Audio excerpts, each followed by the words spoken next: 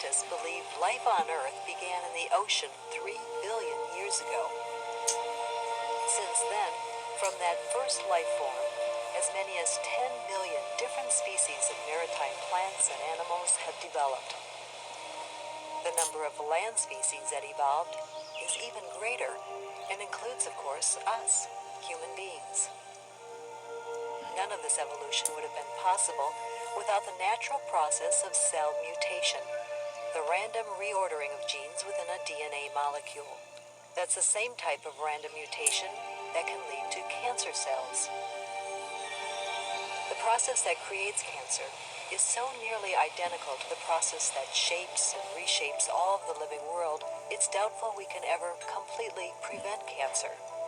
But if we can't entirely eliminate the possibility, there is still much we can do to lessen the odds. I'm going to have you get up on this bed. In this, the last of our 4-part series on cancer, we'll look at actions we can take as individuals and as a society to reduce the risk of cancer and cancer death. Some of these steps involve specific prevention measures and screening tests. But just as important is becoming more aware of the decisions we make that affect our overall health and that of our community. Taking this approach, we can not only reduce cancer risk, we can create more meaningful and fulfilling lives.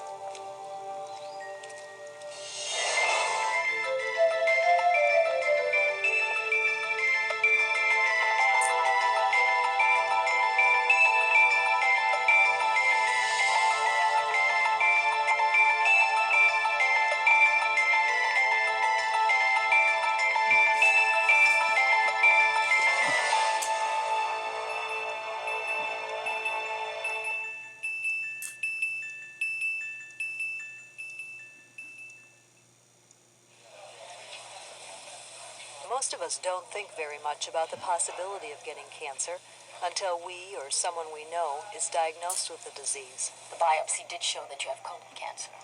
When there is a diagnosis, we're often told that the cause of cancer is mostly just bad luck.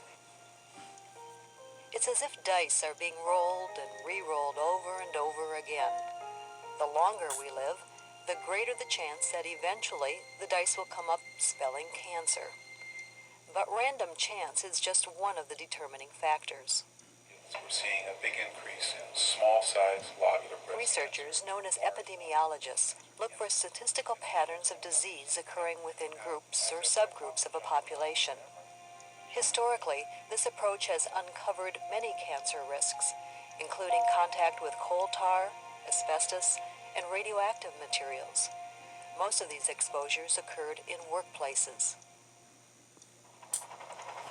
At the National Cancer Institute, Dr. Peter Greenwald is the Director of Cancer Prevention. He says that job-related cancer risk is far less common than in the past. Happily, things have improved a great deal in the United States over the past 50 years. So most U.S. industries have cleaned up their act if they had a problem in the first place. Dr. Greenwald says that the public is sometimes quick to believe unreliable news stories that rely on scare tactics instead of scientific evidence that shows how to prevent cancer. There's information overload in the sense that people can have trouble sifting out what's credible and valid and what's not, what's background noise. And there's also problems in knowing what has a large impact and what has a smaller, trivial impact. For example, when there was a question raised about cell phone use, we just called the people making the cell phones, and it turned out the slight increase in brain cancer occurred before the phones were being sold, and they were not occurring next to that part of the brain where you held the phone. And so there were some inconsistencies, and that just has not held up as a causative factor. Besides myths about specific cancer risks, Dr. Greenwald says that there's a natural tendency to assume that cancer risk in general is on the rise.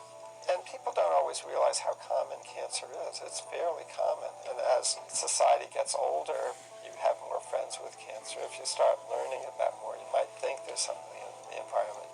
The good news is that for most of us, reducing cancer risk has more to do with personal habits that we can change.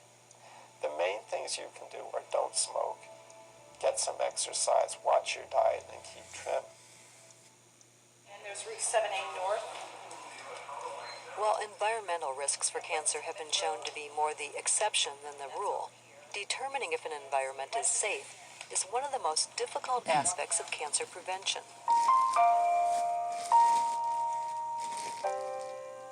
Nestled in the beautiful Green Mountains, the town of Clarendon, Vermont seems an idyllic and secure spot to raise a healthy family.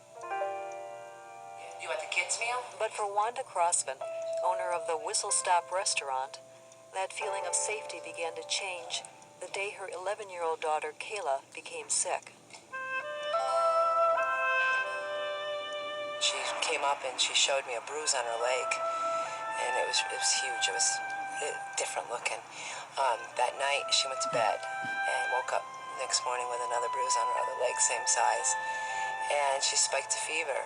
And I took her to the doctors, and they told her she had leukemia. I had no idea what leukemia was. I knew it was bad, but I had no idea. And it was 3 months that she was in the hospital. She almost died a couple different times.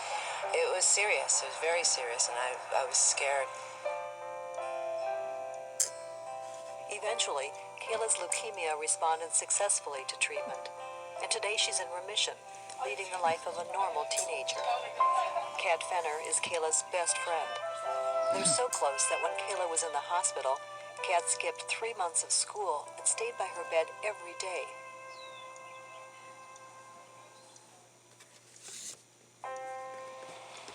Within 2.5 years of Kayla's diagnosis, 3 other children in town were diagnosed with cancer. 2 of the children had the identical form of leukemia as Kayla. That's when Kayla's friend Kat went to her mother with a disturbing question. When that last child was diagnosed with Hodgkin's, my daughter came home from school and said, "Mom, when's it my turn?" And that's when I said, "Whoa, a wake-up call." I had to really find out how I could protect my child from this fear. Wanda Crossman had wondered before why her daughter developed cancer. She was told by Kayla's doctors that there's rarely a single cause for cancer, and even then it can be nearly impossible to pinpoint. But her friend Jackie's concern awakened her need to try. When I told her about this 4th child, she agreed with me that we really needed to look into it and find out if this was above normal averages, and if so, what could be causing it. Wanda Crossman and Jackie Fenner couldn't help but suspect that something in the environment within their own community was giving cancer to the town's children. Cancer is caused by a series of changes or mutations to the genetic structure within the DNA of a cell. These changes can occur entirely on their own as random errors when normal cells reproduce, or they can occur as the direct result of damage caused by exposure to certain types of substances. Any substance that causes cancer is called a carcinogen. Carcinogens may be either synthetic or naturally occurring chemicals. While some carcinogens, known as promoters, encourage the growth of cancer cells without affecting DNA, many carcinogens, known as mutagens, change the genetic structure of DNA. These changes may inactivate genes which normally protect against cancer, or they may activate genes which lead to cancer. 30 years ago, Bruce Ames, a biochemist at the University of California, invented an ingenious, simple, and quick test for determining if a particular chemical might be a mutagen. Here's how the test, now known as the Ames test, works. A special type of bacteria is placed in a petri dish. The bacteria that's used has altered DNA. It's been intentionally genetically changed so that the bacteria cannot grow. Next, the chemical substance to be tested is added to this bacteria. If the bacteria begins to grow, there can be only one reason. Some of the cells have been genetically mutated again, this time by the added substance, and the original mutation that prevented growth before has been changed back to normal. If this process occurs, then the test proves the chemical that was added is a mutagen, and by definition, that means the substance could cause cancer. Is there like a community there? I think so. Soon after they decided to look for carcinogens in their town, Jackie and Wanda organized a campaign called Clarendon First. The letters stand for Families Interested in Researching Sickness Together.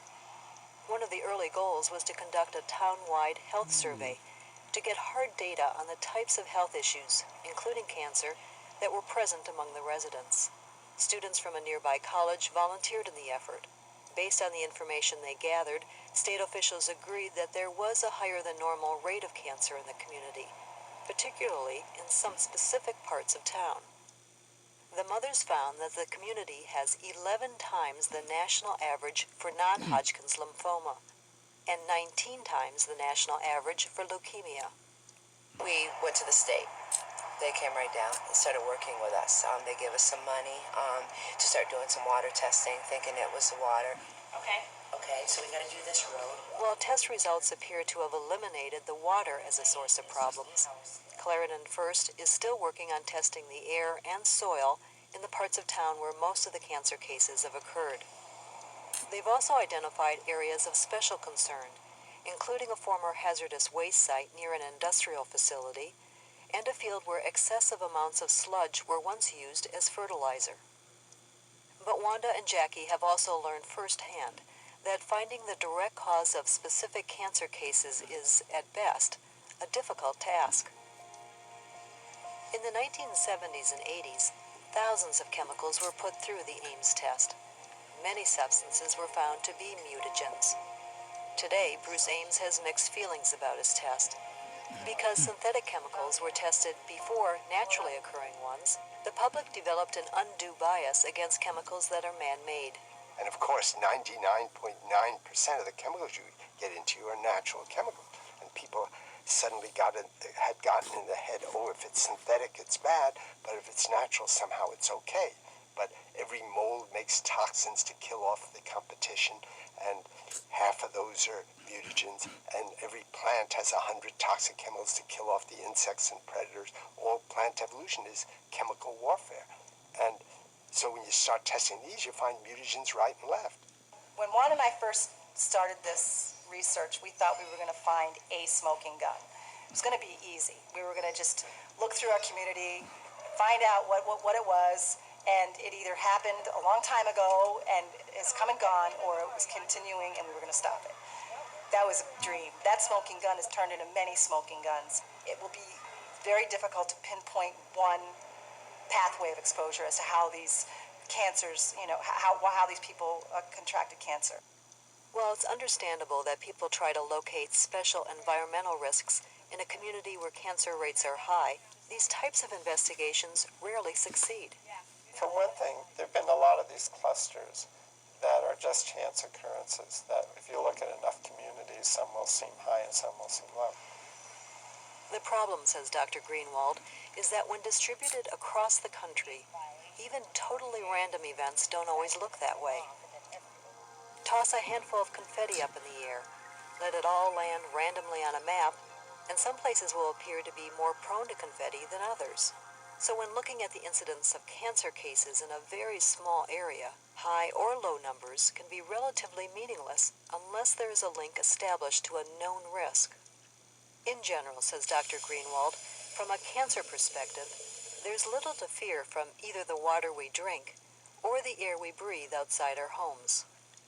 Air and water pollution are not major factors in cancer spread, but we do live in a fragile planet for a clean and safe environment. I think we should do all we can to minimize environmental contamination and to keep our planet clean. But I cannot say, based on evidence, that this is contributing to a lot of the cancer today. It's the indoor air that's the biggest thing. There secondhand smoke, for example, is the main thing after smoking that contributes to lung cancer. At age 75, almost nothing can stop Ed LaCroix from leading an active life. In the winter, he's an avid cross-country skier, and as soon as the snow melts, he's on his way to the local golf course. But Ed's retirement years were almost cut short 3 years ago when a sore throat just wouldn't go away. At first, he thought it was a summer cold. It turned out to be far more serious. Ed was diagnosed with cancer of the larynx. The larynx, also called the voice box, is part of the throat, consisting of the vocal cords and the surrounding area. You haven't had any facial pain or sinus problems? 30% of people with cancer of the larynx die within 5 years of diagnosis. So as soon as his cancer was detected, Ed LaCroix began 6 weeks of radiation therapy. When the radiation wasn't enough to stop the cancer, the decision was made to remove Ed's larynx entirely.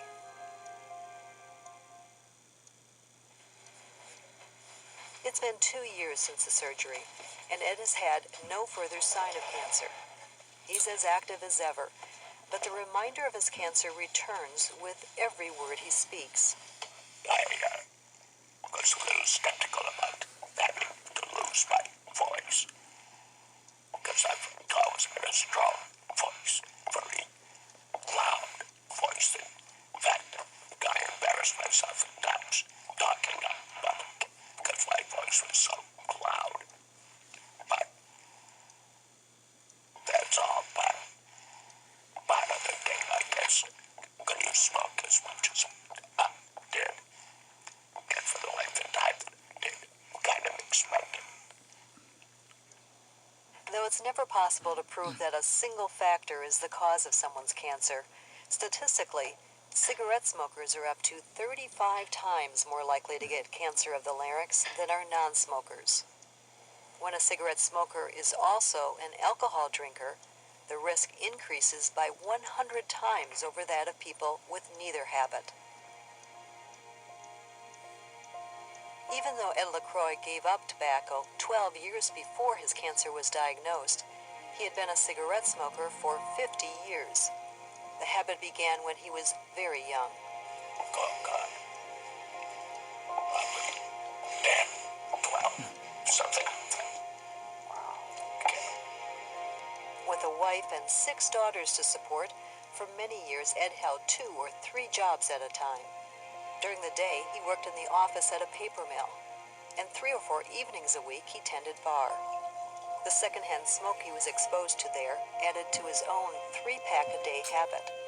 And there was alcohol use, too. Yes, the nights that I worked at the bar, you know, shit, got up 4 or 5 eyeballs during the evening. Ed now limits his alcohol use to 1 drink 3 times a week. And he and his wife do what they can to stop their grown daughters and grandchildren from even considering smoking. But Ed is well aware that it's one thing to know the facts about cancer risk, and quite another to actually believe they apply to you. Yeah, it's always in the back of your mind. But I guess you almost feel as though you're not, that you won't ever get cancer. There are a number of cancers that are caused by tobacco. In general, it's estimated that 30% of cancers are tobacco-related. The one we hear most about, and the most common one, of course, is lung cancer. And 90% of lung cancers occur because of tobacco. Before there was smoking, lung cancer used to be a rare cancer. And professors would call their students around to see a lung cancer case because it was so rare. Now lung cancer is the most common cancer we see, and still one of the most lethal. It also causes cancer of the mouth and the throat and the esophagus. It causes liver cancer. It causes pancreatic cancer, kidney cancer, and bladder cancer, cervical cancer in women, and leukemia. When you smoke a cigarette, it's not just delivering bad things to the lungs. What goes in the lungs gets absorbed into the whole circulation. The cancer threat that cigarettes pose doesn't end with the smoker. There's about a 25% increased risk of lung cancer if your spouse smokes and you don't. It's been estimated that there are many thousands of deaths in the U.S. per year from lung cancer in non-smokers due to someone else's smoke. It's worth smoking. If I knew that what I don't know, I never would have started smoking in the first place.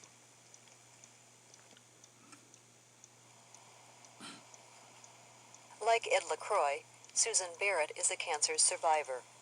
3.5 years ago, she was diagnosed with breast cancer. Surgery and radiation stopped the disease.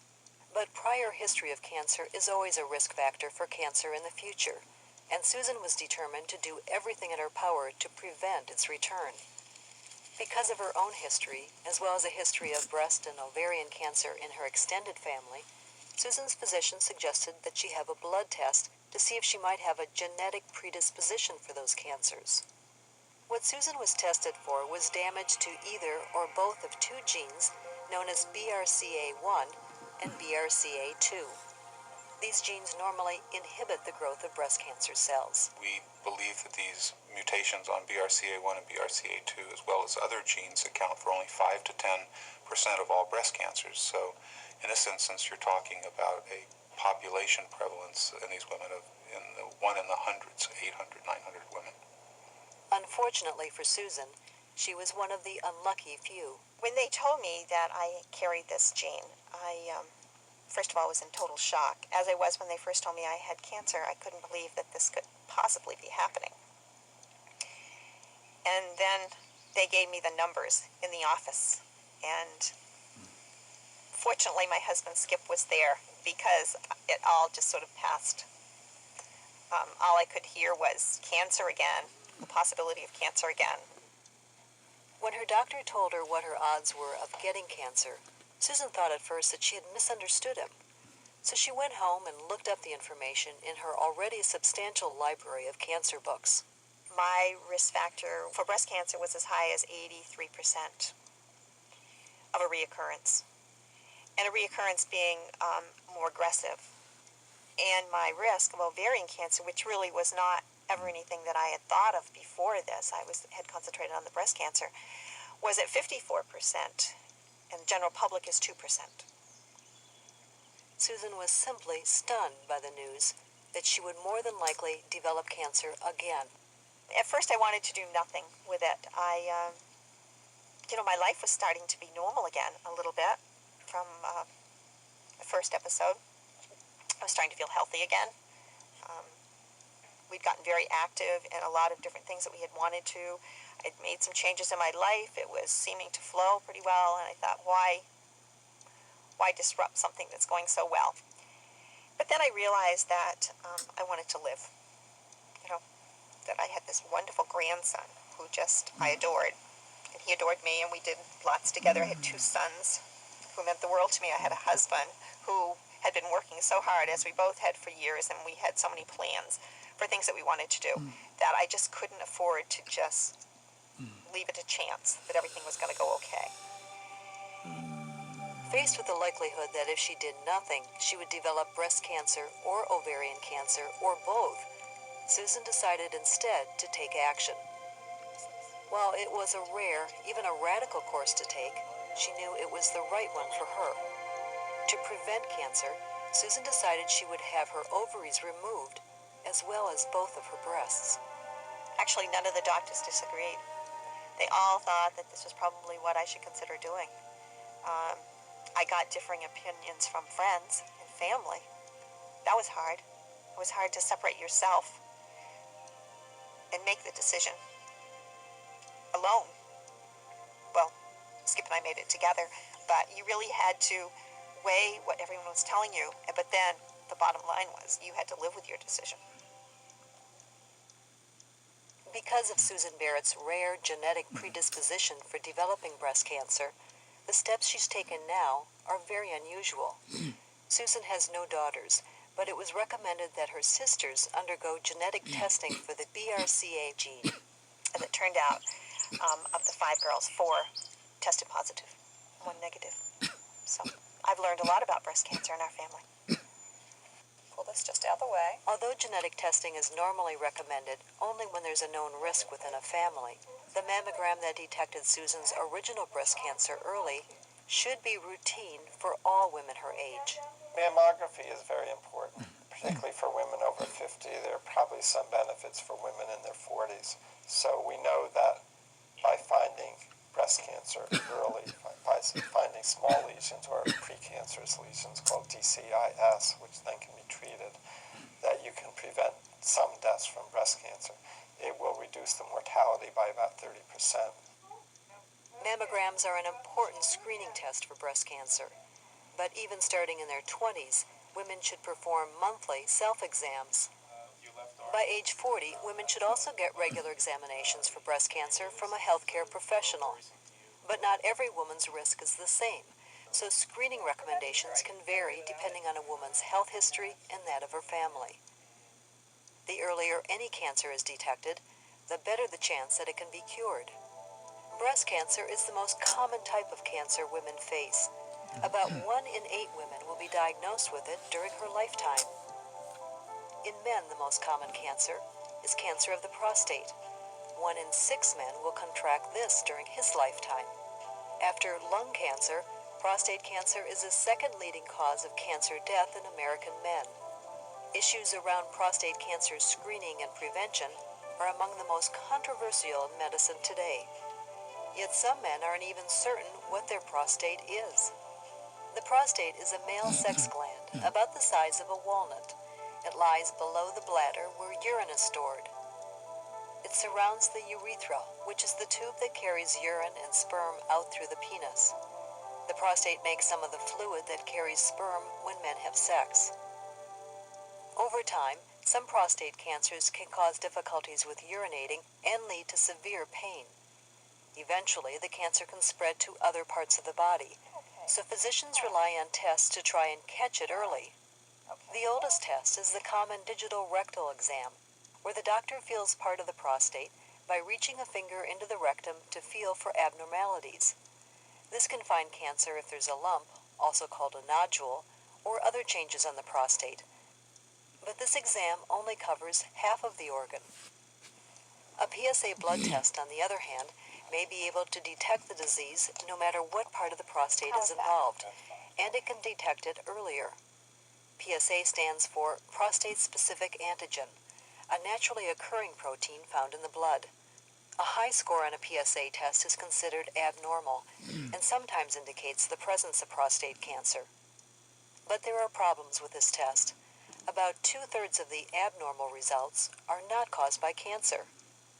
Of those men whose PSA tests show normal levels, about 20 in 100 will have cancer. So the test is not reliable, though recent improvements may make it more accurate. I'm Richard Steele, and Larry Smith's in a little later this evening. Richard Steele hosts a jazz show for Chicago's public radio station. During a routine physical exam, his physician ordered a PSA test.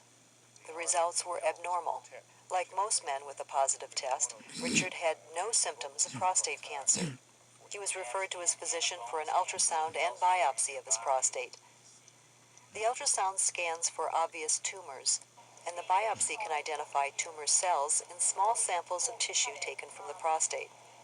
About 1/3 of the men with a positive PSA test will learn they have prostate cancer after a biopsy. And we've got some great jazz coming up this evening. Richard's biopsy indicated that he did, in fact, have prostate cancer. I thought, I'm going to die. I have cancer, and, it's only a matter of time, and I'm going to die. That's my first thought. Though this can be a time of anxiety and fear, it's also a time when men are faced with a range of choices. One of the benefits of early screening is the opportunity to start thinking about these choices before being faced with advanced cancer. Making this decision even more difficult is the fact that doctors and researchers disagree about the best treatment choices. They even disagree on whether PSA screening is always a good idea. There are real questions as to whether early detection through PSA tests and biopsies really helps reduce the death rate. On Chicago Public Radio, 91.5 FM, WBEZ, I'm Richard Steele with the sound of Jerry Mulligan. Dr. Otis Brawley, a clinician and epidemiologist at Emory University in Atlanta, has long studied data on the effectiveness of screening for many types of cancer. I'm actually very willing to admit that we in American medicine, especially those of us who push screening, very frequently don't separate what it is we scientifically know from what we don't know from what we believe. It's okay to say I believe prostate cancer screening saves lives, but anyone who currently says I know it saves lives is actually terribly in error and maybe lying. As men grow older, the probability that they will develop prostate cancer also grows. By the time a man reaches 80, chances are that he has the disease. Yet most of these men don't die from prostate cancer or even realize they have it. An individual who is diagnosed with prostate cancer falls into one of really three groups, two which we know exist and one which we think exists. There is definitely a group of people who can be cured of their prostate cancer but do not need to be cured. In other words, because prostate cancer usually grows very slowly, many men with the disease will die of something else. And treatments can be harmful in themselves, causing those severe side effects like incontinence and impotency. The second group of people who we know definitely do exist are the group who need to be cured, who we currently cannot cure. Those are the men who die from the disease. The third group of people who exist only in theory, we have yet to prove that these men exist, but we think they exist, are men who need to be cured because the disease would ultimately kill them and can be cured. So again, let me repeat the three groups of people: those who can be cured but don't need to be, and all treatments are going to be harmful to them because the treatments are received unnecessarily. Those who need to be cured but cannot be cured because we don't have the current treatments that work. And then the third group are those who can be cured and need to be cured. That last group exists only in theory. Many of us believe they exist. We've yet to prove they exist. I think screening needs to be thought of very seriously. I've endorsed the American Cancer Society's true screening recommendation, and that is that a man should be offered the test, should be explained the potential risks and the potential benefits, and then be encouraged to make an informed decision. Any man who wants to be screened, I feel, ought to be screened. Any man who doesn't want to be screened, I don't think should ever be criticized for making that decision. Danny Dover, a musician and piano tuner, was also diagnosed with prostate cancer. He'd had an elevated PSA test at his physical when he turned 50, and his biopsy was positive. Danny remembers well how he felt when he was told the news. I was terrified. Yeah. But Danny made a very different decision than Richard Steele's. Both Danny and Richard had elevated PSAs that led to positive biopsies. They each educated themselves as they saw fit to understand the screening tests and the diagnoses. And ultimately, they made their own decisions about how to interpret these results based on their own beliefs and their understanding of themselves. Richard chose surgery. Danny chose differently.